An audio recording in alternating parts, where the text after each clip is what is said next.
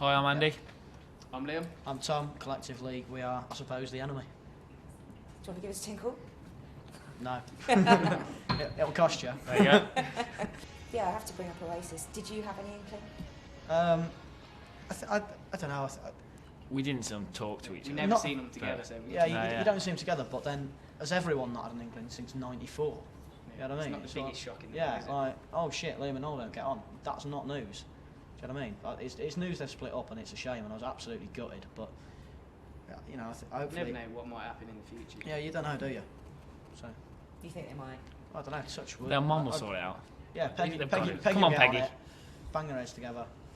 I don't know. They'll get on. Whether they do or not, I'd love to see them get back together. But I'd also love to see a solo album from Noel because I think he's got an absolutely quality album in him. So Because obviously you had your second album, went to number 2. It's been, what, double gold or something? I don't know how they measure these things. he's done well. I was going to say, were you pleased? Because obviously you stormed it to number 1 with your debut. Yeah, I think being beaten to number 1 by Bob Dylan is acceptable. I don't think that's too shameful. He is Bob Dylan. It was his 33rd album or something. Yeah. So I can handle that. I think I'm not going to cry myself to sleep tonight. Put it that way. I'm probably going to dribble myself to sleep after being wrecked on Guinness, if we're honest. And you got a new single coming out soon. We have Be Somebody. If people haven't heard it yet, how do you go about explaining it to them? I wouldn't. I'd just tell them to buy it and listen to it, and then that way they know what it sounds like, and we've made a sale.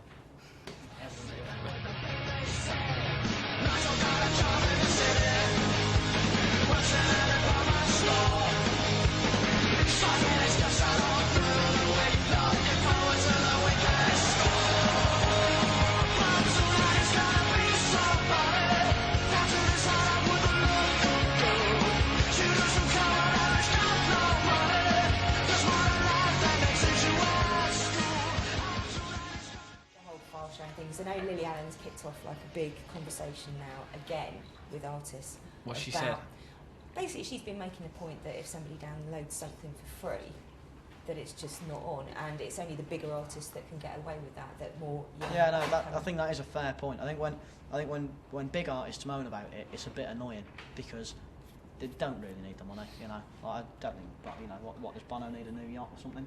You New know, piano. But, yeah, but I think you know it affects bands. You know, at the sort of grassroots level who are just starting, and you know, where every sale, you know, every CD sale and every T-shirt sale is whether they can put the fuel in the transit van to get to the next gig. You know, that's important, and on that level, it can ruin bands and it destroys new music. So it's a pretty dangerous thing. And how personally did you feel? You know, the first time that you saw that you'd been ripped off, or you know, something was stuck on YouTube. Well, it's one of them. You know, it happens all the time, and you just go, well, I suppose that's sort of the way the industry is now. But it's nice that the music's out there on the other hand, isn't it? yeah, yeah. Like, there's pros and cons. You know, people get to hear music that they wouldn't have heard. You know, because they would never have bought that, and you know, maybe they'll listen to it and go and buy it. I think it's wishful thinking though. I think they probably just listen to the illegally downloaded stuff. But it just seems bizarre that people think it is acceptable to steal music, because that's what you're doing. You wouldn't fill your car up and drive off. Some people would. You know. Some people I think do. I've done it once by accident. I try and avoid it. You know, normally.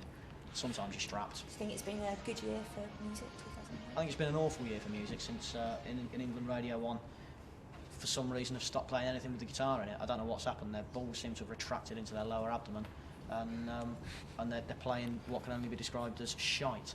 But I don't know. There's always Kerrang and XFM, isn't there? So. Yeah. But what you were saying about Radio 1, I mean, they're supposedly trying to get younger listeners again. Do you think they're approaching that in totally the wrong way then? Well, if they're approaching that in trying to alienate all the older listeners by playing shit, then yes, they're going about it completely the right way.